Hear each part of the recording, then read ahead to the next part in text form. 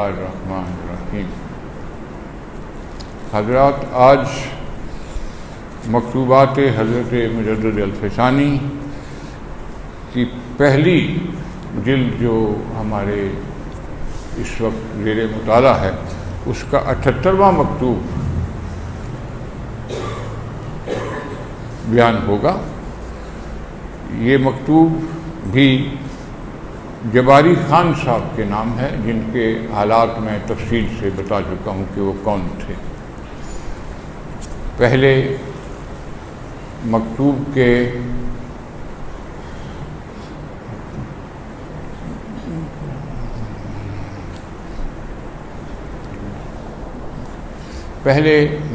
کے اصل فارسی الفاظ پڑھ کر سنائے جائیں گے، پھر ترجمہ اور تشریح کی جائے گی۔ متن کے اصل الفاظ ہیں: چند روز است کہ از سفر دہلی و آگرہ مراجعت واقع شده است و به بطن معروف آرام حاصل گشت۔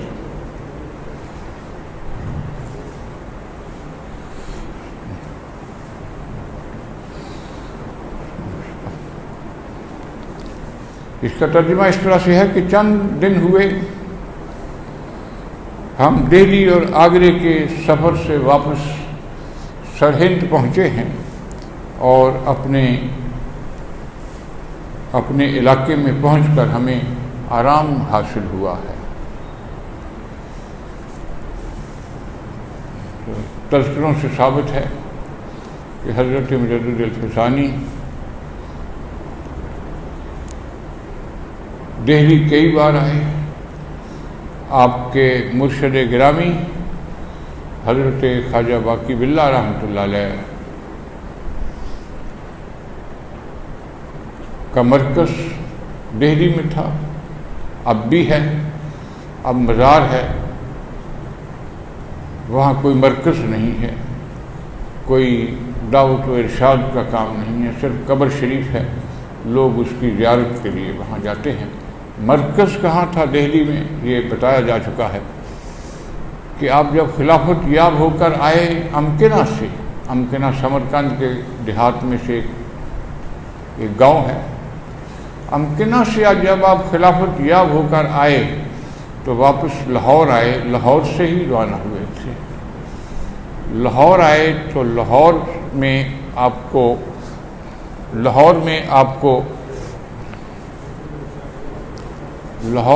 آپ کو ایک روحانی اشارے کے تحت دہلی آنے کا حکم ہوا، تو آپ لاہور سے دہلی تشریف لے آئے۔ دہلی اس وقت علمی اور روحانی مرکز تھا، لاہور بھی کم نہیں تھا، لاہور بھی بڑا مرکز تھا علمی اور روحانی، لیکن حضرت خواجہ باقی باللہ علیہ رحمت کو حکم ہوا کہ وہ دہلی میں قیام فرمائے۔ اس وقت اکبر بادشاہ کی حکومت تھی اور ملک کے بڑے بڑے منصبدار مرزا عبدالرحیم خان خانان اور نواب مرتضی خان فرید بخاری حضرت خواجہ کے حلقہ مریدین میں شامل تھے۔ مرتضی فرید بخاری نے تو باقاعدہ سلوک کی تکمیل کی تھی حضرت خواجہ کی خدمت میں دہلی میں بیٹھ کر۔ ان کی وجہ سے حضرت خواجہ کو دہلی کے ایک بڑے علاقہ تغلق آباد میں، جو فیروز شاہ تغلق کا آباد کیا ہوا تھا، وہاں کے قلعے میں آپ کو رہنے اور بیٹھنے کی اجازت مل گئی۔ وہاں ایک مسجد تھی، بادشاہ کی بنائی ہوئی، 3 منزلہ مسجد تھی، اس میں تہہ خانہ بھی پہلی منزل، پھر دوسری منزل، وہ 3 منزلیں بن رہی تھیں آپ نے اسے پسند فرمایا اپنی تربیت گاہ کے لیے۔ تو تمام مخلصین کی تعلیم اور تربیت وہاں ہوتی تھی، اس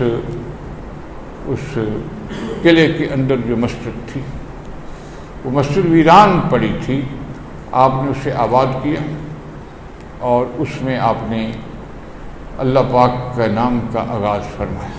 ایک عرصے سے وہ ویران پڑی تھی مسجد، تو اسی مسجد میں بڑے بڑے افراد سارے ہندوستان سے اور عالم اسلام سے حاضر ہوئے، وسطی ایشیا سے، افغانستان سے، حضرت خواجہ کی خدمت میں۔ تو حضرت خواجہ وہاں بیٹھ کر اس مسجد میں کو تربیت گاہ بنا کر آپ نے اپنے روحانی اور دینی پروگرام کا آغاز کیا۔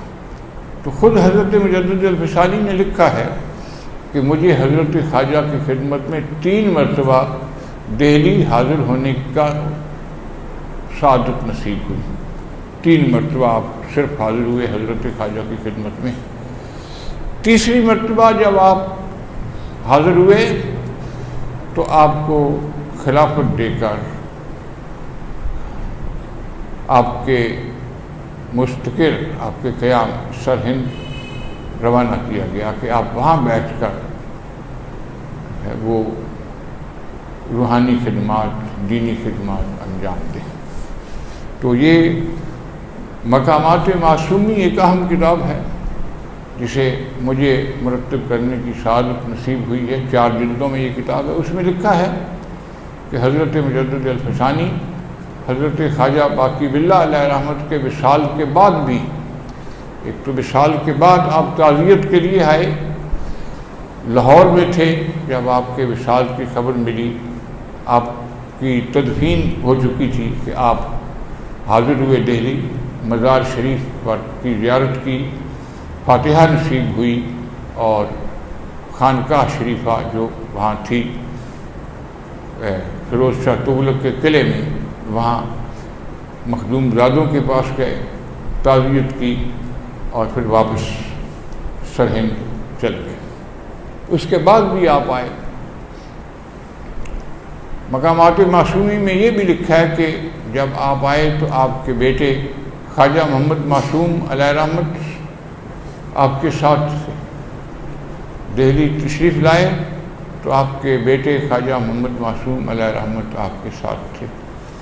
حضرت امام ربانی مجدد الفسانی کہیں کسی کام سے باہر گئے مسجد سے، تو جو آپ کو آرام کرنے کے لیے کمرہ دیا گیا تھا مسجد میں، بستر بھی تھا، حضرت خواجہ محمد معصوم اس بستر پر لیٹ گئے اور وہاں سو گئے۔ وہاں آپ کو نیند آ گئی تو آپ اندر داخل ہوئے تو دیکھا کہ صاحبزادہ آرام کر رہے ہیں۔ آپ نے اٹھانا مناسب نہیں سمجھا، آپ نے انہیں اٹھانا مناسب نہیں سمجھا کہ اٹھو باہر نکلو مجھے لیٹنا ہے، نہیں، آپ باہر بیٹھ گئے، انتظار کرتے رہے۔ جب صاحبزادے خود بخود اٹھ گئے تو پھر آپ اندر گئے کمرے کے اور آپ بستر پر لیٹے۔ یہ مقامات معصومی جیسی مسند کتاب میں یہ بات لکھی۔ اس کے علاوہ آگرہ جانا آپ کا، حضرت والد گرامی کے زمانے میں علم حاصل کرنے کے لیے آپ بھی آگرہ گئے تھے۔ آگرہ دارالحکومت تھا اور دارالحکومت میں بڑے بڑے علماء موجود تھے۔ اس وقت بھی دارالحکومت ہونے کی وجہ سے حضرت مجدد الفسانی کو علم حاصل کرنے کا بہت شوق تھا، اگرچہ آپ کے والد گرامی بہت بڑے عالم تھے، بڑی دقیق کتابوں کا درس دیتے تھے سرہند کے مدرسے میں، لیکن اس کے باوجود آپ کی خواہش تھی کہ میں مزید علم حاصل کروں اور علماء، بڑے بڑے علماء سے ملوں اور ان سے کچھ سیکھوں۔ آپ آگرہ گئے تھے۔ حضرت مجدد الفسانی آپ کی جدائی برداشت نہیں کر سکے، آپ بار بار خط لکھتے رہے مخدوم عبدالاحد علیہ رحمت، لیکن آپ واپس نہیں آئے۔ تو پھر آپ بے قرار ہو کر ملاقات کے لیے وہاں گئے واپس آپ کو لے کر اپنے ساتھ آئے اپنے مستقر سرہند میں۔ یہ تو ثابت ہے ہم اثر کتابوں سے آپ کا آگرہ جانا۔ اس کے بعد بھی آپ آگرہ گئے ہوں، آگرہ دارالحکومت تھا، مرکز تھا، وہاں جانا آنا لگا رہتا تھا۔ شاہ جہان کے زمانے تک آگرہ ہی حکومت کا مرکز رہا ہے، اور وہیں پر بڑے بڑے علماء بھی ہوتے تھے۔ تو حضرت امام ربانی مجدد الفسانی نے لکھا ہے کہ میں ابھی کچھ دن ہوئے ہیں کہ دہلی اور آگرہ سے ہو کر واپس آیا ہوں، تو اپنے گھر میں مجھے آرام نصیب ہوا۔ اسی مکتوب کا دوسرا اقتباس ہے، حق سبحانہ و تعالی بر احوال جزی و کلی او مطلع است و حاضر و ناظر۔ یہاں الفاظ بڑے قابل توجہ ہیں، ان کا ترجمہ اس طرح سے ہے کہ حق سبحانہ و تعالی اس کے یعنی انسان کے جزئی اور کلی حالات سے آگاہ ہے، اور وہ حاضر و ناظر ہے۔ اللہ پاک کے متعلق یہ دو باتیں لکھی گئی ہیں۔ پہلی بات یہ لکھی گئی ہے کہ اللہ پاک کے علم میں ہے ہر شخص کی حرکات، نیک حرکات اور بد حرکات دونوں پر اللہ پاک کی نظر ہے، اللہ پاک انہیں دیکھ رہا ہے۔ اس کی اچھی حرکات اور بری حرکات دونوں اللہ پاک دیکھ رہا ہے۔ اس لیے وہ ایک تو یہ بات کہی گئی ہے کہ اللہ پاک کے علم میں ہے ہر شخص کی حرکات اور سکنات۔ دوسری بات یہ کہی گئی ہے کہ اللہ پاک حاضر و ناظر ہے ہر جگہ۔ یہ دو باتیں بڑی اہم کہی گئی ہیں کہ اللہ تعالیٰ جو ہے وہ انسان کی تمام حرکات سے واقف ہے۔ دو باتیں بڑی قابل توجہ ہیں حق تعالیٰ کے یہاں اللہ پاک کو حاضر اور ناظر کہا گیا ہے۔ دوسری اہم بات کہی گئی ہے اللہ تعالیٰ حاضر و ناظر ہے۔ اس کا یہ مطلب ہرگز نہیں ہے کہ اللہ پاک یہ ٹھیک ہے، اس میں کوئی شک شبہ نہیں کہ اللہ پاک ہر جگہ موجود ہے۔ قرآن شریف میں ہے انہ اقرب من حبل الورید، کہ وہ تو تمہاری شاہ رکھ کے بھی قریب ہے۔ ہم ہاتھ لگاتے ہیں تو ہمیں تو یہاں کچھ محسوس نہیں ہوتا کہ اللہ پاک یہاں بیٹھا ہوا ہے، نہیں، اس کا یہ نہیں مطلب ہے کہ اللہ پاک یہاں بیٹھا ہوا ہے۔ یہ مرادی معنی ہے کہ اللہ پاک اتنا قریب ہے آپ کے کہ جہاں بھی آپ تلاش کریں وہ آپ کو ملے گا۔ علماء نے لکھا ہے کہ یہاں حاضر و ناظر کا مطلب یہ نہیں ہے کہ اللہ پاک جسمانی طور پر ہر جگہ موجود ہے۔ اللہ پاک جسمانی طور پر ہر جگہ موجود ہے، حاضر و ناظر کا اللہ پاک کے یہ نہیں مطلب ہے، بلکہ قرآن شریف کے الفاظ ہیں۔ حاضر و ناظر کی تشریح قرآن شریف میں کس طرح کی گئی ہے یہ دیکھیے، قرآن پاک کے الفاظ ہیں وَهُوَ بِكُلِّ شَيْءٍ عَلِيمٌ، کہ اللہ پاک ہر چیز کو جاننے والا ہے۔ وہ اوپر کہا گیا ہے نا، اللہ پاک تمام جزئی اور کلی، چھوٹے اور بڑے واقعات، حرکات و سکنات سے واقف ہے، وہ دیکھ رہا ہے۔ ہوا بکل شین علیم، وہ ہر چیز کو دیکھنے والا، وہ ہر چیز کو دیکھ رہا ہے۔ اللہ پاک علیم کہا گیا ہے، اس کے علم میں ہے سب کچھ، وہ ہر چیز سے واقف ہے، ہر چیز کا وہ علم رکھتا ہے، اس کے علم میں ہے کہ کون کیا کر رہا ہے۔ اللہ پاک کہیں بھی موجود ہو، ہم یہ نہیں کہہ سکتے کہ اللہ پاک عرش مجید پر ہر وقت بیٹھا ہے، نہیں، وہ زمان اور مکان کی قید سے آزاد ہے، وہ جہاں ہر جگہ موجود ہے۔ ہمارا ادراک ہے، ہمارا ادراک سوچیں انسان کی بہت محدود ہیں۔ ہمیں منع کر دیا گیا ہے کہ یہ نہ سوچا جائے کہ اللہ پاک کہاں ہے، اللہ پاک کی ذات کیسی ہے، اس کا وجود کس قسم کا ہے، اس کا جسم کیسا ہے، اس کا جسم کے حصے کیسے ہیں۔ ان سب باتوں پر غور کرنے سے ہمیں منع کر دیا گیا ہے، کیونکہ ہمارا ادراک، ایک لفظ ادراک بہت وسیع معنوں میں استعمال ہوتا ہے، ہمارا ادراک ناقص ہے، ہمارا ادراک اس کے مبارک شخصیت کا ادراک کرنے سے قاصر ہے، سوچنے سے، ہماری گرفت میں آنے سے، تو اس لیے ہمیں منع کر دیا گیا ہے کہ اللہ پاک کی مبارک ذات کے متعلق سوچ بچار نہ کریں، کیونکہ ہماری ذات سے وہ بہت بالا تر ہے۔ دوسری آیت پاک ہے انہ ہوا سمیع بصیر، ہوا سمیع بصیر، اللہ تعالیٰ کی ذات جو ہے وہ سمیع سننے والی بھی ہے اور بصیر وہ دیکھنے والی بھی ہے۔ وہ اوپر آ گیا کہ اللہ پاک ہر ایک کے جزوی اور کلی واقعات سے واقف ہے، کون کیا کچھ کر رہا ہے، اور یہ بات کہی گئی کہ وہ ہر جگہ حاضر و ناظر ہے۔ حاضر و ناظر کا مفہوم حضرت مجدد الفسانی نے یہ بتایا ہے کہ حاضر و ناظر کا یہ نہیں مفہوم ہے کہ اللہ پاک اپنے مبارک جسم کے ساتھ ہر ایک کے ساتھ ساتھ پھر رہا ہے، ہر ایک کے ساتھ ساتھ اللہ پاک پھر رہا، نہیں، اسے وہاں بیٹھے بٹھائے کھڑے ہوئے ہر جگہ موجود ہے، اسے اس کے علم میں ہے جو کچھ انسان کرتا ہے۔ حضرت امام ربانی نے بتایا حاضر اور ناظر کا مطلب ہے قرآن مجید کی روح سے کہ وہ علیم ہے، اس کے علم میں ہے سب کچھ، اور وہ سمیع اور بصیر بھی ہے، وہ ہر چیز جو انسان بولتا ہے، جانور بھی بولتا ہے لیکن اس کی بولی کے معنی کوئی نہیں سمجھتا، انسان بولتا ہے تو اللہ پاک وہ سنتا ہے اور وہ دیکھتا بھی ہے، وہ سننے کی طاقت بھی رکھتا ہے، دیکھنے کی طاقت بھی رکھتا ہے، بلکہ انسان کے دل میں جو بات آتی ہے وہ اللہ پاک اس کے پاس اسی وقت پہنچ جاتی ہے۔ انہ سمیع بصیر، کہ وہ دیکھتا بھی ہے، جانتا بھی ہے۔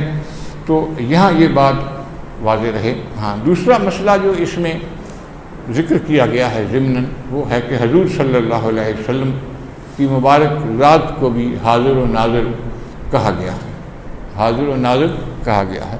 اس کا بھی یہ مطلب مفہوم نہیں ہے، حضرت امام ربانی نے اس کی بھی وضاحت کر دی ہے کہ حضور صلی اللہ علیہ وسلم اپنے اس جسمانی اعضاء کے ساتھ، مبارک جسم کے ساتھ ہر جگہ موجود نہیں ہیں، ہر شخص کے سامنے موجود نہیں ہیں، لیکن جو بصیرت کی آنکھیں رکھتا ہے، وہ جو اللہ پاک نے کہا ہے کہ بصیر علیم، کہ اللہ پاک جو ہے سمیع ہے، بصیر ہے، وہ علیم ہے، تو یہ صفات اللہ پاک کی ہیں۔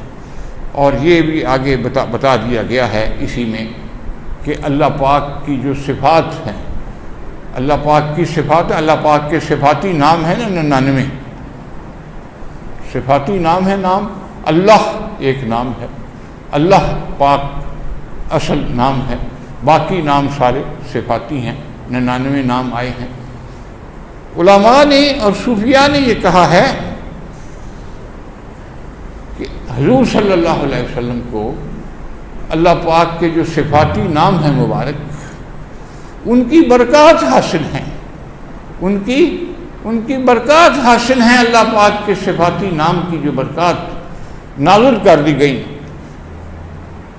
ایک ہی وقت میں نازل کر دی گئی۔ حجۃ الوداع کے موقع پر آیت پاک نازل ہوئی تھی نا کہ الیوم اکملت لکم دینکم، آج کے دن تمہارا دین مکمل کر دیا گیا، واتممت علیکم نعمتی، کہ آج کے دن میں نے اپنی ساری نعمتیں تم پر اتار دی ہیں۔ اب ان نعمتوں کو کھوجنا، ان کو نکالنا، ان کو اپنے لیے قابل عمل بنانا انسان کو اختیار میں دے دیا گیا۔ کیسے؟ اتباع سے، نبی کریم صلی اللہ علیہ وسلم کی اتباع کرنے سے وہ ساری برکات جو نازل کر دی گئی تھی وہ سب حاصل ہو سکتی ہیں، وہ معدوم نہیں ہوئی۔ بے شک زمانہ جتنا بھی گزر جائے، بالکل قیامت کے قریب ہم پہنچ جائیں تو کوئی وہ ان برکات کو جو نازل ہوئی تھی وہ ان میں کوئی فرق نہیں آ سکتا۔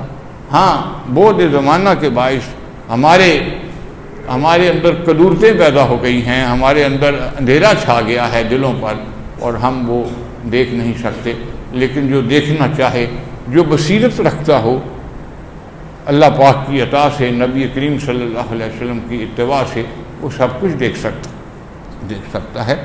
کو تو یہ حضور صلی اللہ علیہ وسلم کے متعلق یہ کہا گیا کہ آپ بھی ہر جگہ حاضر و ناظر ہیں۔ اس کا یہ نہیں مطلب ہے کہ آپ مبارک جسم کے ساتھ ہر جگہ موجود ہیں، بلکہ اللہ پاک کی جو صفات ہیں، اللہ پاک کی جو صفات ہیں ان صفات کو اللہ پاک نے ان کی برکات حضور صلی اللہ علیہ وسلم کو عطا فرمائی ہیں۔ ان برکات کے صدقے حضور صلی اللہ علیہ وسلم جیسے اللہ پاک ہر جگہ موجود ہے، تو اللہ پاک کی برکات کی، اللہ پاک کی ایک برکت یہ ہے، ایک بزرگ حیثیت یہ ہے اللہ پاک کی کہ وہ علیم اور بصیر ہے، وہ ہر جگہ موجود ہے۔ تو اس برکت کو جو اللہ پاک نے عطا فرمائی نبی کو، اس برکت کے صدقے حضور صلی اللہ علیہ وسلم بھی حاضر و ناظر ہیں۔ تو اس میں یہ بات کہی گئی، یہاں نوٹیبل ہے کہ یہاں حضور صلی اللہ علیہ وسلم کے سامنے اللہ پاک کی نورانیت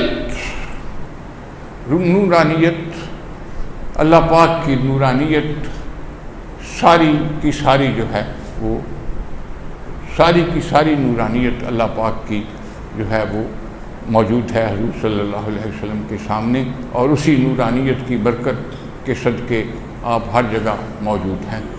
کیسے موجود ہیں؟ ان برکات کی وجہ سے، اس نور محض کی وجہ سے جس سے آپ کی تخلیق ہوئی۔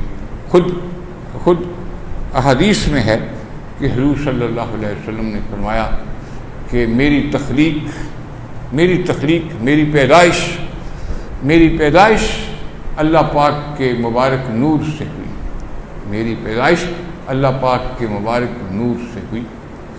یہ حدیثوں میں یہ بات آ گئی ہے، وہ میں الفاظ مبارک ہیں بہت سے، بات لمبی ہوتی جا رہی ہے، وہ ہو رہی تھی کہ آپ صلی اللہ علیہ وسلم نے یہ فرمایا کہ میری تخلیق عام انسانوں کی طرح تخلیق نہیں ہوئی۔ عام انسان پیدا ہوتے ہیں، آپ کی پیدائش بھی مبارک اسی طریقے سے ہوئی جیسے عام انسانوں کی ہوئی ہے، لیکن پیدائش میں فرق ہے۔ کیا فرق ہے؟ کہ حضور صلی اللہ علیہ وسلم اللہ پاک کے نور محض سے پیدا ہوئے۔ نور دیکھیے، نور اللہ پاک نے اپنے آپ کو کہا ہے اللہ نور السماوات والارض، کہ اللہ پاک زمینوں اور آسمانوں کا نور ہے۔ اب یہاں سوچنے والی بات یہ ہے، حضرت مجدد الفسانی علیہ رحمت نے پیچھے لکھا ہے، میں تفصیل سے بیان کر چکا ہوں کہ اللہ پاک کو نور کہنا گناہ ہے، اللہ پاک کو نور کہنا گناہ ہے۔ اللہ پاک نے جو اپنے آپ کو یہ کہا ہے اپنا تعارف کرواتے ہوئے کہ میں زمینوں آسمانوں کا نور ہوں، اس کے اور معنی ہیں۔ یہ نور محض مراد ہے، یہ صفاتی نور ہے۔ اللہ پاک کی جو ذات ہے اس میں صفات ہیں، وہ جدا نہیں ہوتی، وہ اس کے ساتھ رہتی ہیں۔ یہ بھی پچھلے مکاتیب میں آ چکا ہے کہ بعض صفات جدا ہو جاتی ہیں، بعض صفات اللہ پاک سے جدا نہیں ہو سکتی، وہ اللہ پاک کی مبارک شخصیت ذات جو ہے وہ اس کا جز ہیں، وہ الگ نہیں ہو سکتی۔ اچھا، تو یہ کہا گیا کہ حضور صلی اللہ علیہ وسلم ہر جگہ موجود ہے۔ اس میں یہ کہا گیا کہ حضور صلی اللہ علیہ وسلم کی جو مبارک ذات ہے وہ اس میں جو آپ صلی اللہ علیہ وسلم کی جو مبارک ذات ہے وہ حضور صلی اللہ علیہ وسلم کے ایسے مادے سے تخلیق ہوئی ہے جو ہر جگہ موجود ہو سکتی ہے۔ وہ مادہ مبارک جس سے آپ کی تخلیق ہوئی ہے وہ اتنا لطیف ہے، لطیف کہتے ہیں ایسی نفیس چیز کو جس کا کوئی ثانی نہ ہو۔ ایک جگہ پیچھے یہ بھی لکھا ہے مکاتیب میں پڑھ کر سنا چکا ہوں، اس کا اقتباس ابھی آیا نہیں، آگے کسی مکتوب میں آئے گا، کہ حضرت مجدد الفسانی علیہ رحمت نے لکھا ہے کہ میرے سامنے میرا کشف اتنا کبھی ہے، کشف ہوتا ہے نا، کشف، میرا کشف اتنا کبھی ہے، اتنا مضبوط ہے کہ میں یوں ہتھیلی ایسے کھولتا ہوں تو پوری کائنات حضرت مجدد نے لکھا ہے کہ پوری کائنات میرے ہاتھ پر ہوتی ہے، پوری کائنات کہاں ہوتی ہے؟ میرے ہاتھ پر ہوتی ہے، میں ایک ایک چیز دیکھ سکتا ہوں۔ حضرت مجدد الفسانی نے لکھا ہے، حضرت مجدد الفسانی نے لکھا ہے کہ میرے ہاتھ پر پوری کائنات ہے، اس ہاتھ پر اس کائنات میں حضور صلی اللہ علیہ وسلم کا کوئی ثانی نہیں ہے، کوئی آپ جیسا ہے ہی نہیں۔ دنیا آپ کا سایہ ڈھونڈتی پھرتی ہے، علماء اس چکر میں پڑے ہیں کہ آپ کا سایہ تھا یا نہیں۔ آپ تو ایسے لطیف مادہ سے آپ کی تخلیق ہوئی ہے، پیدائش ہوئی ہے کہ جو انتہائی لطیف تھا، اس لطیف مادے کا سایہ ہو ہی نہیں سکتا ہے۔ آپ فرماتے ہیں کہ میں تو دیکھ رہا ہوں، سایہ تو دور کی بات ہے، آپ جیسا ہی دنیا میں کوئی نہیں ہے، مثال ہی کوئی نہیں ہے، سایہ کہاں سے آ جانا ہے۔ جی ہم مکتوب نمبر جو ہے وہ 89 شروع کر رہے ہیں۔ یہ بھی جباری خان صاحب کے نام ہے۔ اس کے مبارک الفاظ اس طرح سے شروع ہو رہے ہیں، فارسی کے الفاظ ہیں: چوں مقرر شداست کہ محمد رسول اللہ صلی اللہ علیہ وسلم جامع جمیع کمالات اسمائی و صفاتی است و مظہر جمیع ایہا برسبیل اعتدال، برسبیل اعتدال۔ دو تین باتیں اس میں بڑی ہیں، میں پہلے ترجمہ میں کر کے اس کا سنا دوں۔ اردو ترجمہ اس کا کیا ہے؟ چونکہ یہ بات طے شدہ ہے، چونکہ مقرر شدہ، چونکہ یہ بات طے شدہ ہے۔ کس نے طے کی ہے؟ علماء دین نے، علماء دین نے، مجتہدین مطلق نے یہ بات طے کر دی ہے۔ کیا بات طے کر دی ہے؟ کہ محمد صلی اللہ علیہ وسلم حق تعالیٰ کے تمام اسماء جو نام ہیں، اسم کی جمع اسماء ہے، اور صفات اور کمالات، اللہ پاک کے جو کمالات ہیں، صفاتی کمالات، اللہ پاک کے جو اسماء صفاتی ہیں، ان کے جامع ہیں۔ کون؟ حضور صلی اللہ علیہ وسلم ان کے جامع ہیں، یعنی ان کی تمام برکات، ان تمام برکات اعتدال کے طور پر آپ اس میں شریک ہیں، وہ آپ ان برکات میں شریک ہیں، شامل ہیں اعتدال کے طور پر۔ کیا لفظ استعمال کیا ہے؟ بڑا عمدہ لفظ استعمال کیا ہے کہ اللہ پاک کی شان میں گستاخی بھی نہ ہو، برابری کا بھی تصور نہ آئے کہ حضور صلی اللہ علیہ وسلم اللہ پاک کے برابر ہیں یا اللہ پاک جیسے ہیں، نعوذ باللہ۔ اعتدال کے طور پر، اعتدال ہوتا ہے ایسی میانہ روی، ایسی میانہ روی کہ جس میں کوئی انتہا پسندی نہ سمجھی جائے۔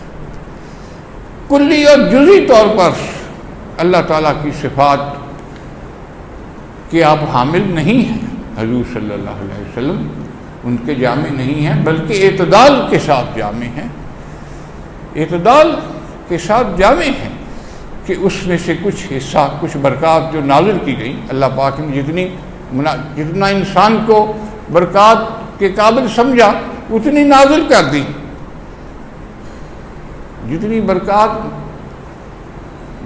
تو ساری نازل کر دی گئی، لیکن انسان اس قابل نہیں کہ وہ ساری برکات کو سمیٹ سکے جو نازل کی گئی۔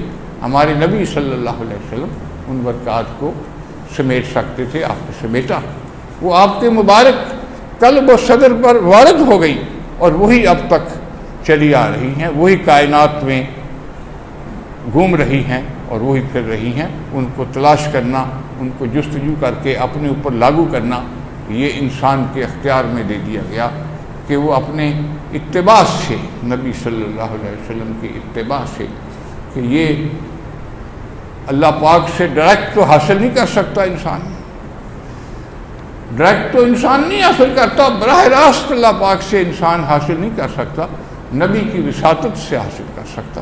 یہاں سے آئے تھے میاں میر صاحب کے سے بیت سے، ملا شاہ بدخشی، ان کا نعوذ باللہ ایک شعر ہے: پنجہ مار در پنجہ خداست، من چے پروائے مصطفیٰ است۔ یعنی ایک شاعر کا شعر ہے، کسی مفتی کا فتویٰ نہیں، ایک شاعر کا شعر ہے، اس نے تعلیم میں آ کے یہ بات کہہ دی، اللہ پاک ان کو معاف کرے، انہوں نے اس قسم کی بات کہہ دی کہ میرا ہاتھ براہ راست اللہ پاک کے ہاتھ میں ہے، مجھے بیچ میں مصطفیٰ کی کیا پرواہ ہے، یعنی حضور صلی اللہ علیہ وسلم کی مجھے کوئی پرواہ نہیں ہے، یعنی درمیان میں اس واسطے کو تسلیم ہی نہیں کرتا. یہ بات انہوں نے غلط کہی، ہم اس کو غلط اور کنڈم قرار دیتے ہیں. بے شک وہ میاں میر صاحب کے مرید تھے. کسی بڑے آدمی کا، کسی بڑی شخصیت کا مرید ہونا اس بات کی علامت نہیں کہ وہ عقائد میں بھی اس جیسا ہو. عقائد کچھ بھی ہو سکتے ہیں، ہر شخص اپنے عقائد کا خود جواب دہ ہے، ذمہ دار ہے. اچھا، یہاں یہ بات کہی گئی ہے کہ حضور صلی اللہ علیہ وسلم اللہ پاک کے جو اسماء ہیں، جو صفاتی اسماء ہیں، اور جو آپ کے کمالات ہیں اللہ پاک کے اور اسماء ہیں صفاتی، اللہ پاک نے ان کو حضور صلی اللہ علیہ وسلم میں جلوہ گر کر دیا ہے. مظہر ہیں، آپ کے اندر ظاہر ہو رہے ہیں. آپ کے اندر وہ کمالات صفاتی آپ کے جو ہیں اللہ پاک کے، وہ حضور صلی اللہ علیہ وسلم کے اندر ظاہر ہو رہے ہیں، اور ان کی برکات ساری اللہ پاک کے اسماء صفات کی حضور صلی اللہ علیہ وسلم کو ان تمام کمالات کا، تمام صفات کا آپ کو مظہر قرار دے دیا گیا ہے. اعتدال کے ساتھ لفظ اعتدال بول دیا گیا کہ اس میں کامل طور پر کوئی شرک کا احساس نہیں ہے. اس میں آپ نے اختلاف کیا ہے ایک بڑے صوفی شیخ اکبر ابن عربی سے.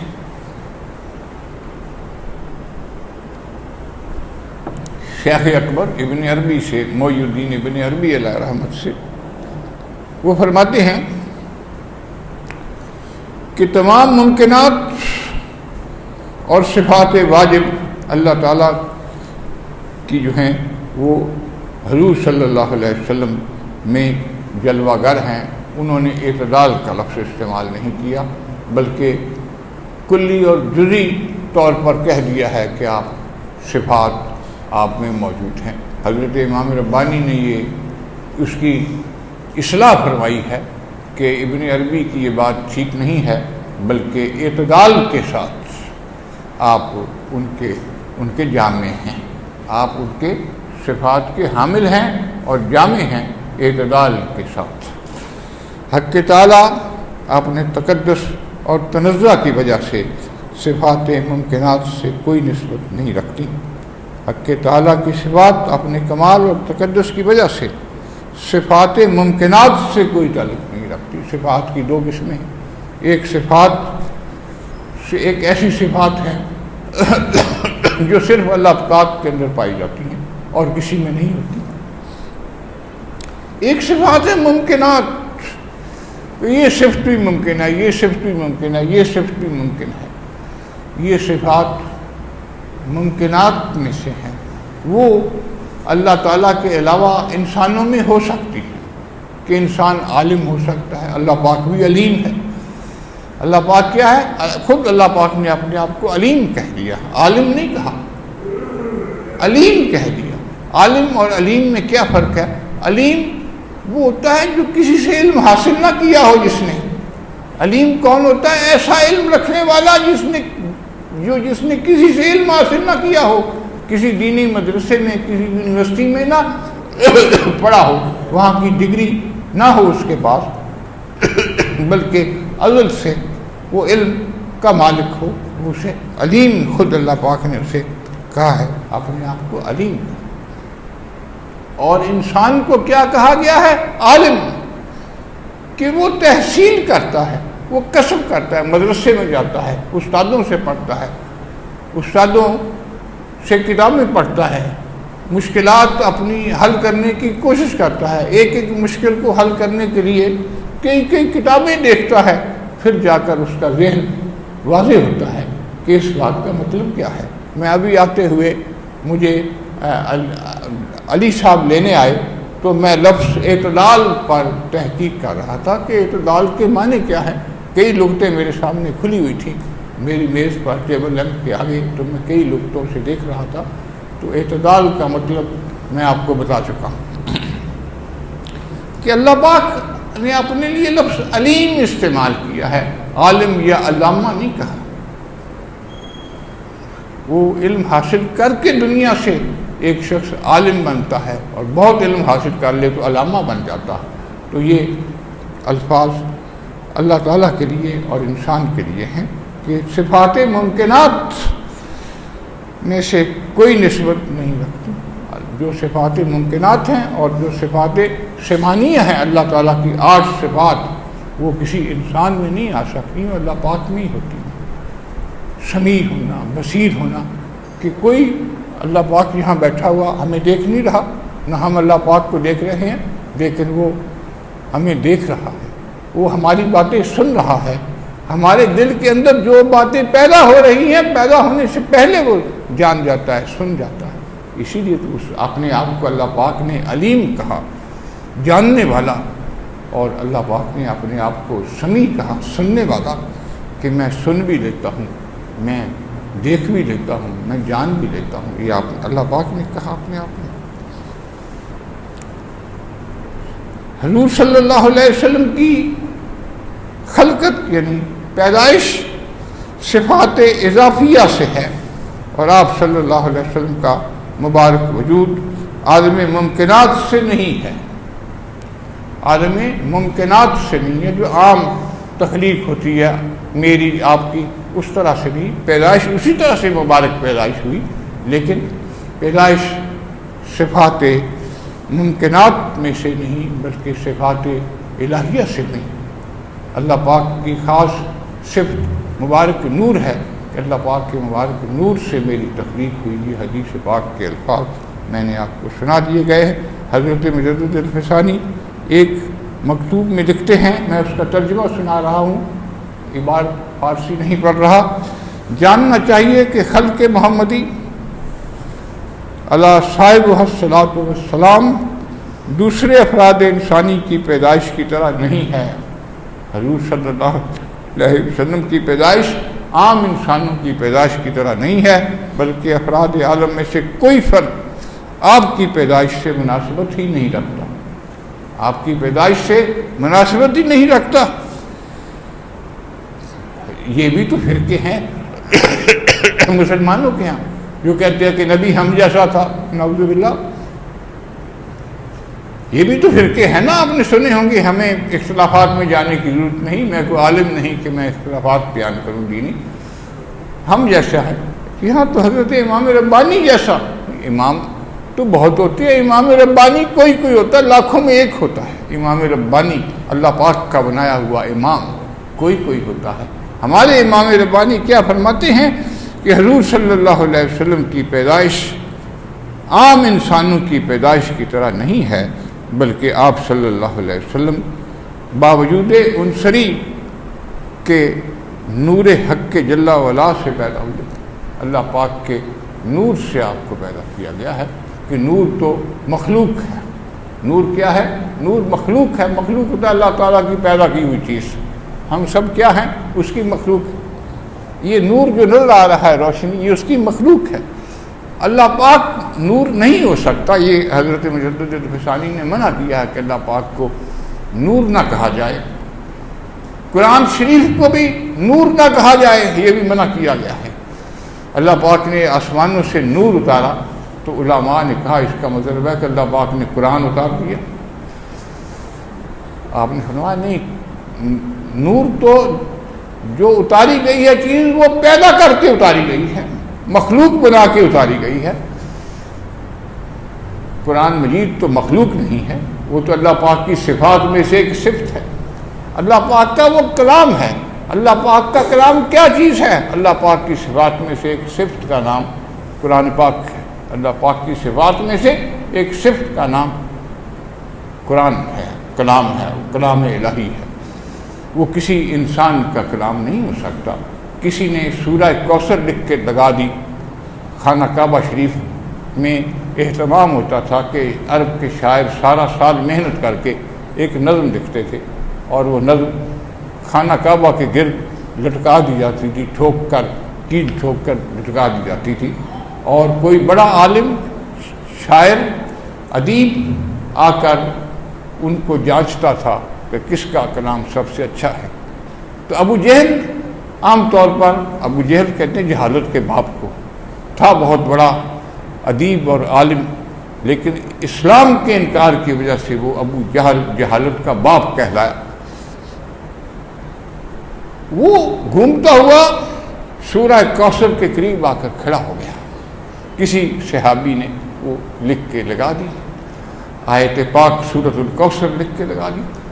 وہ بے اختیار اس کی زبان سے نکلا ابو جہل کی کہ یہ کسی انسان کا کلام نہیں ہو سکتا، یہ سورہ کوثر کسی انسان کا کلام نہیں ہو سکتا، یہ بے اختیار اس کی زبان سے نکلا۔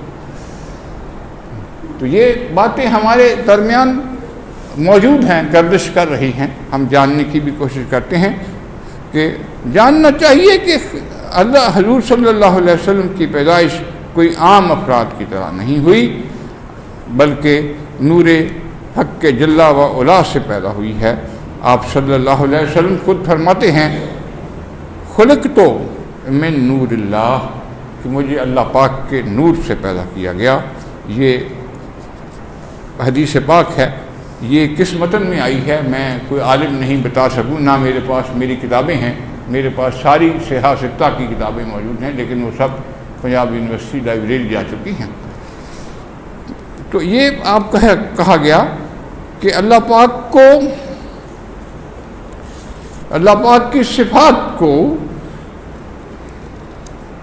ذات عالم کے ساتھ ایسا اتحاد اور نیستی ہے جو دوسروں کو حاصل نہیں ہے۔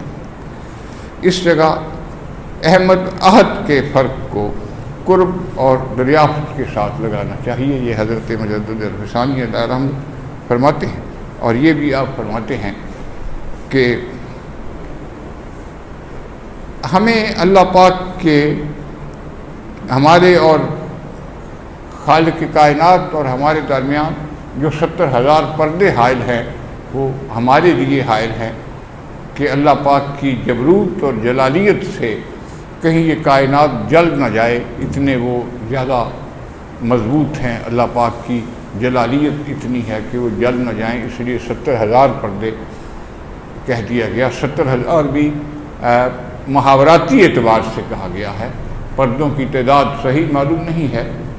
میں یہ بھی بیان کر چکا ہوں، حضرت غوث اعظم کا یہ قول ہے کہ میں نے وہ 70,000 پردے پھاڑنے شروع کر دیے، پکڑ کر پھاڑنے شروع کر دیے، پردے پھاڑتا چلا گیا۔ یہ نہیں کہا کہ میں اللہ پاک کے قدموں میں جا بیٹھا، کہا نہیں، میں حضور صلی اللہ علیہ وسلم کے قدموں میں جا بیٹھا، یعنی میری اتباع کی تکمیل ہو گئی، میری اتباع کی تکمیل ہو گئی، میں اتباع میں کامل ہو گیا نبی صلی اللہ علیہ وسلم کے ساتھ۔ میں اپنے نانا کے قدموں میں جا بیٹھا۔ آپ صلی اللہ علیہ وسلم سید تھے اور آپ حضور صلی اللہ علیہ وسلم آپ کے نانا تھے، تو اس اعتبار سے فرمایا کہ میں اپنے نانا کے قدموں میں جا بیٹھا، میں اتباع میں کامل ہو گیا۔ میں حضور صلی اللہ علیہ وسلم کی غلامی کا یہ نہیں مطلب کہ کوئی پیسے دے کے حضور نے خرید لیا ہو، بلکہ غلامی کا مطلب ہے اتباع کرنا، اور اتباع حضرت غوث اعظم جیسی کس کی ہو سکتی ہے، بہت کم کسی کی ہو سکتی ہے۔ اس کے بعد آپ صلی اللہ علیہ وسلم کے بارے میں اور بھی بہت کچھ کہا گیا ہے کہ آپ کی تخلیق جو ہے وہ اس طرح سے نہیں ہوئی جیسے عام انسانوں کی ہوتی ہے۔ اگرچہ آپ کے والد گرامی بھی تھے حضرت عبداللہ، آپ کی والدہ بھی تھی حضرت آمنہ، ان کے مبارک وجود سے آپ کی تخلیق ہوئی، آپ پیدا ہوئے جیسے عام انسان پیدا ہوتے ہیں ماں کے بطن سے۔ آپ کے ماں کے بطن سے پیدا ہوئے، نکاح ہوا حضرت عبداللہ سے، تو آپ کی ولادت مبارک ہوئی، یہ جیسے انسانوں کی ہوتی ہے آپ کی بھی۔ لیکن آپ نے فرمایا کہ مجھے تو اللہ پاک کے خاص نور سے پیدا کیا گیا۔ پھر حضرت امام ربانی فرماتے ہیں کہ میری پیدائش کیسے ہوئی، بقیہ طینت سے میری پیدائش ہوئی۔ یہ پہلے بھی کہا جا چکا ہے، بقیہ طینت کہ وہ مٹی جو حضور صلی اللہ علیہ وسلم کی پیدائش سے کچھ بچ رہی تھی، پیدائش کرتے وقت بناتے وقت کچھ مٹی بچ رہی تھی، تو اس مٹی میں سے جو بچ رہی تھی مجھے پیدا کیا گیا ہے۔ یہ حضرت امام ربانی مجدد الفسانی فرماتے ہیں اپنے بارے میں، یہ لکھا ہوا بھی آ گیا ہے مجھے اس وقت معلوم نہیں کون سے مکتوب میں ہے، تو مجھے نہیں معلوم کہ میری زندگی میں مکتوب آئے گا اور میں اس کی تشریح کر سکوں گا، جو نصیب میں ہو۔ اس طرح سے یہ بھی کہا گیا کہ جو سالکین ہیں وہ کئی قسموں کے ہیں، دو قسم کے سالکین ہیں، ایک عام ہیں اور دوسرے محمدی المشرب سالکین ہیں۔ جو محمدی المشرب سالکین ہیں وہ ان کا عروج مقام خفا تک ہوتا ہے، اور جو دوسرے ہیں ان کا عروج رک رک کر ہوتا ہے، اور ہر ولی کی جو ولایت ہے وہ کسی نہ کسی نبی کے پاؤں کے نیچے، کسی نہ کسی نبی کے پاؤں کے نیچے ہے۔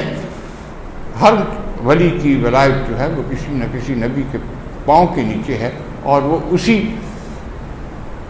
کی ولایت کے صدقے، جو اسے نبوت کے ساتھ ولایت ملی ہے، وہ اسی کے صدقے وہ ترقی کرتا ہے اور عروج تک پہنچتا ہے۔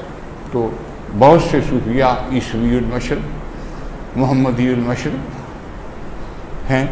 تو دارا شکوہ نے جو دین سے برگشتہ ہو چکا تھا، اس نے طنز کرتے ہوئے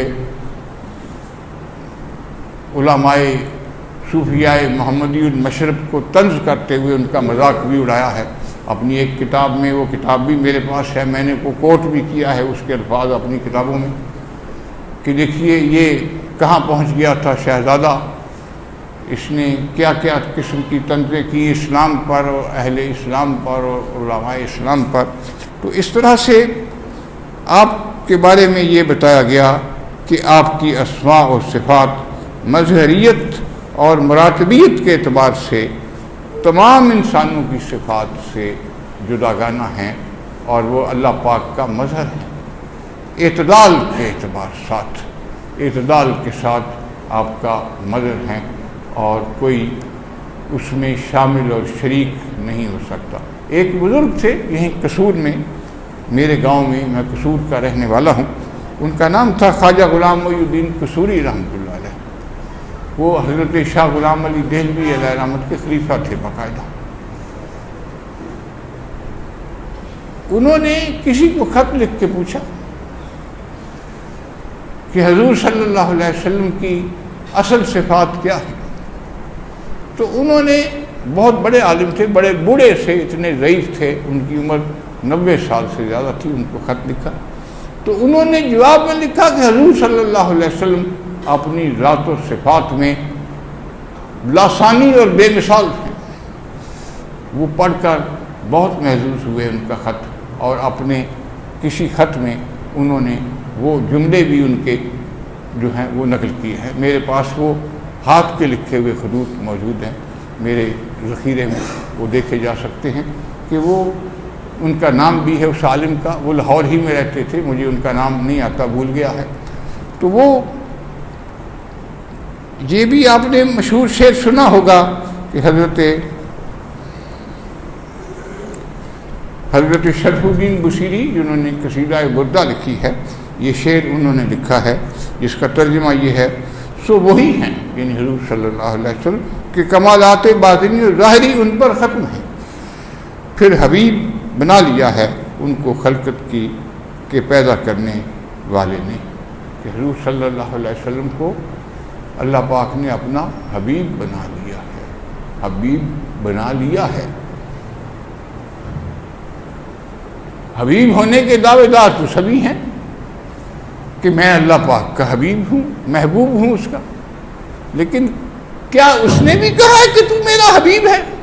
صرف حضور صلی اللہ علیہ وسلم سے کہا گیا کہ تو حبیب اللہ ہے، کہ تو میرا حبیب ہے۔ اللہ پاک نے خود کہا۔ میں یہ بھی بتا چکا ہوں کہ معراج کی شب اللہ پاک نے سب سے بڑا انعام جو آپ کو دیا وہ یہ دیا کہ اللہ پاک نے یہ تسلیم کر لیا کہ ہاں تو میرا بندہ ہے۔ سبحان الذی اسریٰ بعبدہ، پاک ہے وہ ذات جس نے اپنے بندے کو سیر کروائی۔ اللہ پاک نے یہ کہہ دیا کہ ہاں تو میرا بندہ ہے۔ ہم بھی کہتے پھرتے ہیں ہم تیرے بندے ہیں، تیرے بندے ہیں۔ کیا اس نے بھی کسی سے کہا کہ تو میرا بندہ ہے؟ کسی سے نہیں کہا، صرف ایک انسان سے کہا ہے، حضور صلی اللہ علیہ وسلم سے۔ سب سے بڑا انعام معراج شریف کا یہ ملا کہ اللہ پاک نے آپ کو اپنا بندہ تسلیم کر دیا، فرما دیا کہ ہاں تو میرا بندہ۔ اسی تسلیم کی وجہ سے، اسی مبارک فکرے کی وجہ سے ہم سب اس کے بندے ہیں، جو حضور صلی اللہ علیہ وسلم سے اللہ پاک نے فرمایا کہ ہاں تو میرا بندہ ہے۔ تو ہم چونکہ اس کے متبع ہیں، اس بندے کے، تو اس لیے اس کی وجہ سے ہماری بندگی بھی اللہ پاک قبول فرمائے۔ تو یہی باتیں ہم بیان کرتے ہوئے چلے آ رہے ہیں۔ ہمارے بزرگ بھی اسی قسم کی باتیں کرتے تھے۔ مجھے ایک بزرگ سے مکتوبات حضرت مجدد کے کچھ مکاتیب کی تشریح بھی سننے کا اتفاق ہوا ہے۔ میں بہت چھوٹا تھا، شاید میں اسکول میں پڑھتا تھا، 8ویں 9ویں جماعت میں پڑھتا تھا، تو وہ حضرت شاہ محمد غوث لاہوری علیہ رحمت بہت بڑی شخصیت تھے، عالم تھے۔ ان کی مسجد میں وہ درس دیتے تھے مکتوبات کا، تو 2-3 مکاتیب کے درس میں میں بھی شریک ہوا۔ وہ جو عالم تھے ان کا نام تھا مولانا محمد سعید صاحب، وہ درس وہاں دیتے تھے۔ تو میں بالکل نہیں سمجھ سکتا تھا کہ یہ مکتوبات کا، مجھے وہاں علم ہوا کہ یہ مکتوبات کوئی کتاب ہے، 8ویں 9ویں جماعت کا تھا۔ ان کے سامنے وہ ایڈیشن تھا جو امرتسر سے مولانا نور احمد امرتسری صاحب علیہ رحمت نے ایڈٹ کر کے شائع کیا تھا، عمر کا بڑا حصہ خرچ کر کے، کلمی نسخوں سے مقابلہ کر کے وہ ایڈیشن خود شائع کیا تھا۔ وہی ایڈیشن آج تک رائج ہے، اور اسی کی بنیاد پر ہمارے ایک دوست نے وہ ایڈیشن مرتب کر کے ترکی سے فارسی میں شائع کروایا ہے۔ اس کی بنیاد پر ٹائٹل پر لکھا ہے کہ مولانا نور احمد امرتسری کے تصحیح شدہ نسخے کی بنیاد پر ہم یہ مزید تصحیحات کر رہے ہیں، مزید کلمی نسخوں سے اس کا تقابل کر رہے ہیں۔ تو وہ بھی جو استنبول سے چھپا ہے 5 جلدوں میں، وہ بھی بڑی خاصے کی چیز ہے، دیکھنے کی چیز ہے۔ ایک جلد تو پوری اس کے ساتھ انڈیکسز کی ہے، جو جان ہے پوری کتاب کی وہ دیکھنے سے تعلق رکھتی ہے۔ تو اس طرح سے یہ بھی کہا گیا۔ ہاں، یہ بات ہے کہ شریعت محمدیہ کی جامعیت، یہ بات خصوصیت سے اس مکتوب میں کہی گئی ہے کہ جامعیت قرآن اور جامعیت شریعت محمدیہ کے 2 الفاظ حضرت مجدد الفسانی نے استعمال کیے ہیں۔ کتابیں کے بروئے منزل شدہ است، خلاصہ جمیع کتب سماوی است، کہ بر سائر انبیاء علیہم الصلاۃ و تسلیمات منزل شدہ است، کہ قرآن پاک وہ جامع کتاب ہے کہ اس سے پہلے جتنی کتابیں نازل کی گئیں ان سب کا اس کے اندر خلاصہ شامل کر دیا گیا ہے، اور وہ کتابیں اب معدوم اور محروف ہو چکی ہیں، ان کو تحریف کا شکار ہو گیا ہے۔ اللہ پاک نے قرآن مجید کی حفاظت کا خود ذمہ لیا ہے کہ یہ تحریف سے پاک رہے گا۔ میں ڈاکٹر حمید اللہ مرحوم، اللہ پاک غری کے رحمت کرے، بہت بڑے جدید دور کے عالم تھے، ابھی کچھ سال ہوئے انتقال ہوا۔ انہوں نے یہ لکھا ہے اپنے ایک مقالے میں کہ جرمنی میں یہودیوں نے، عیسائیوں نے ایک شعبہ بنایا کہ مسلمان جو کہتے ہیں کہ انجیل بھی محرف ہو گئی ہے، تورات بھی محرف ہو گئی ہے، محرف ہوتا ہے حرف داخل کرنا، اس میں اپنی مرضی کے جملے بڑھا دیے گئے ہیں۔ ہم یہ دیکھیں کہ قرآن مجید میں تحریف کتنی ہوئی ہے، یہ دیکھنے کے لیے انہوں نے دنیا بھر سے لائبریریوں سے قرآن مجید کے قدیم کلمی نسخوں کے فوٹو منگوا کے بڑے بڑے عالموں کو، عالم سے مراد ہے جرمن عالم، عیسائی، یہودی، بہت بڑے بڑے عربی زبان و ادب کے امام گزرے ہیں، حدیث پاک کے بہت بڑے ماہر گزرے ہیں جرمن۔ ایک جرمن ون سنک نے حدیث پاک کا انڈیکس بنایا ہے، جواب نہیں دنیا میں اس کا۔ وہ انڈیکس جب چھپ کر قاہرہ پہنچا مصر میں، تو مصر کے سب سے بڑے محدث علامہ احمد شاکر نے کہا کہ کاش یہ میری جوانی میں چھپ جاتا اور میری ساری جوانی تخریج حدیث میں خرچ نہ ہوتی. یہ تو ایک لفظ کھولیں تو پورا پتہ چل جاتا ہے کون کون سی کتابوں میں یہ حدیث پاک آئی ہے. تو یہ وہ ان کا نام تھا ون سنگھ، انتقال ہو چکا عرصہ ہوا. تو یہ بات کہی گئی کہ کتنے نسخوں کو، اچھا انہوں نے بیٹھ کر جو عیسائی اور عالم تھے تمام نسخوں کا آپس میں مقابلہ کیا قرآن شریف کا. کہیں ایک لفظ کی بھی کی کبھی بیشی نظر نہیں آئی ان کو. یہ ڈاکٹر حمید اللہ نے لکھا ہے، جو پیرس میں رہتے تھے، جو پیرس میں رہتے تھے. میں نے معصومیت سے ان سے کہا، یہاں اسلام آباد آئے سیرت کانفرنس پر، تو میں ملازمت میں نیا لگا تھا، تو میں ان سے ملاقات کے لیے صرف گیا. ہوٹل میں ملا، ہاتھ ملایا. بہت سادہ انسان تھے. میں سمجھتا تھا پیرس سے آیا ہے، کوئی بڑا سوٹڈ ووٹڈ 3 پیس سوٹ پہنا ہوا ہوگا، ٹائی ہوگی میچنگ اور سر پہ ہیٹ ہوگا، تو وہ بڑا کوئی سوٹڈ ووٹڈ پیرس سے آنے والا ہوگا. وہ تو کھدر کا لباس پہنے ہوئے تھا اور پاؤں میں جوتا کون سا تھا، مسنون تھا کھڑاؤں. کھڑاؤں تو سب سمجھتے ہیں نا. پیرس سے آنے والا عالم اور محقق جس نے ساری دنیا کو حیران کر کے رکھ دیا تھا، سارے مستشرقین کو حیرت میں ڈال دیا تھا، وہ پاؤں میں کھڑاؤں تھی. تو میں نے معصومیت سے کہا، جناب آپ پاکستان کیوں نہیں آ جاتے؟ تو انہوں نے جواب دیا، برخوردار تم ببلیوتھیکا نیشنل جیسی لائبریری پاکستان میں بنا دو، مجھے کیا پڑی ہے، میں پیرس میں رہوں، میں پاکستان آ جاتا ہوں. بھلا یہاں وہاں کیسی وہاں اس جیسی لائبریری کیسے بن سکتی ہے؟ ببلیوتھیکا نیشنل، ببلیوتھیکا لائبریری کو کہتی ہیں فرانسیسی زبان میں. تو وہ انہوں نے کہا کہ یہاں تم بنا دو ایسی، میں آ جاتا ہوں یہاں. میں تو اپنی لائبریری بڑی مشکل سے مر کے بنا سکا، جمع کر سکا، کل 10,000 کتابیں گئی ہیں اب تک لائبریری میں. تو یہ صورتحال بڑی عجیب رہی ان بڑے بڑے بزرگوں کی. تو انہوں نے کہا کہ کوئی لفظ بھی، کوئی سطر بھی، وہ بڑے بڑے عیسائی عالم، بڑے بڑے یہودی عالم، جرمن، فرانسیسی، برطانوی، یہ ثابت نہیں کر سکے کہ قرآن شریف کے ایک سطر میں بھی تحریف ہوئی ہے. تحریف ہوتا ہے حرف بڑھانا گھٹانا. حرف بڑھانا اور گھٹانے کے عمل کو کہتے ہیں تحریف کرنا. شامل نہیں ہے. مسلمان جو دعویٰ کرتے پھرتے ہیں کہ انجیل منسوخ ہو گئی، توریت منسوخ ہو گئی، جتنے آسمانی صحیفے ہیں سب منسوخ ہو گئے ہیں، باقی قرآن رہ گیا ہے، یہ مسلمان دعویٰ کرتے ہیں. ہم بھی دعویٰ کرتے ہیں. یہ دعویٰ کرنے کے لیے وہ ڈپارٹمنٹ بنائی گئی تھی، لیکن وہ یہ ثابت ہی نہ کر سکی مقابلہ کرنے کے باوجود کہ کہیں بھی قرآن شریف میں کوئی تحریف ہوئی ہے. دوسرے مبارک اہم الفاظ ہیں کہ شریعت محمدیہ کی جامعیت با اعمالے کے بمقتضائے ان شریعت حق است، منتخب از اعمال شرائع سابقہ است، بلکہ از اعمال ملائکہ نیز صلوات اللہ تعالی وسلامہ علی نبینا و علیہم، چہ بعض از ملائکہ معمور برکوعاً و بعض دیگر بسجود و بعض بقیام. میں اس کا صرف ترجمہ سنا رہا ہوں، تشریح آئندہ ہوگی. اس کا ترجمہ ان الفاظ کا یہ ہے کہ وہ اعمال اس شریعت حقہ، اللہ پاک نے جو شریعت ہمارے نبی پر اتاری ہے، کے مطابق ہیں، سابقہ تمام شریعتوں کے اعمال سے چن کر منتخب کر کے اس میں شامل کیے گئے.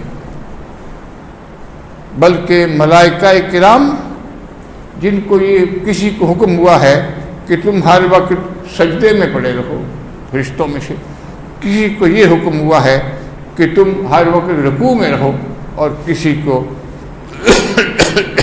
یہ حکم ہوا ہے کہ تم قیام کرو. یہ حالتیں ہیں نا نماز کی، قیام، رکوع، سجود.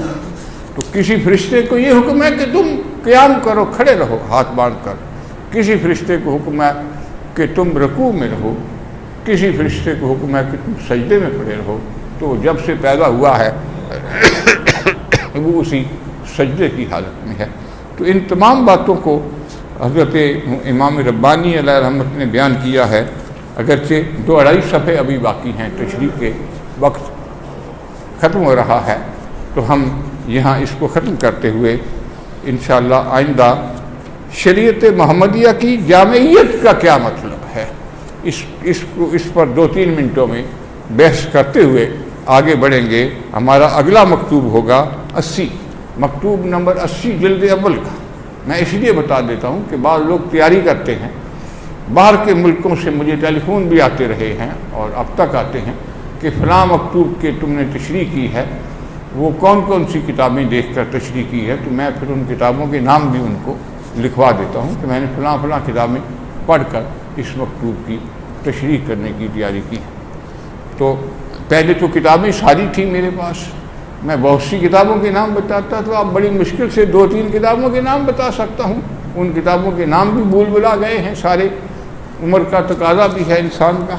بسم اللہ الرحمن